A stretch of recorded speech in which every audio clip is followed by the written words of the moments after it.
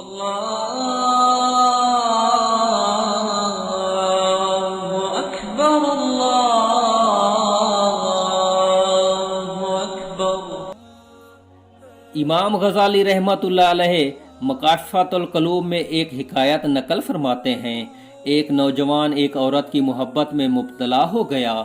وہ عورت کسی قافلے کے ساتھ باہر کے سفر پر روانہ ہو گئی۔ جوان کو جب معلوم ہوا تو وہ بھی قافلہ کے ساتھ چل پڑا۔ جب قافلہ جنگل میں پہنچا تو رات ہوئی۔ رات کو انہوں نے وہیں پڑاؤ کیا۔ جب سب لوگ سو گئے تو وہ نوجوان چپکے سے اس عورت کے پاس پہنچا اور کہنے لگا، میں تجھ سے بے انتہا محبت کرتا ہوں اور اسی لیے میں قافلہ کے ساتھ رہا ہوں۔ عورت بولی، جا کر دیکھو کوئی جاگ تو نہیں رہا ہے۔ جوان نے فرط مسرت سے سارے قافلے کا چکر لگایا اور واپس آ کر کہنے لگا کہ سب لوگ غافل پڑے سو رہے ہیں۔ عورت نے پوچھا کہ اللہ تعالیٰ کے بارے میں تیرا کیا خیال ہے؟ کیا وہ بھی سو رہا ہے؟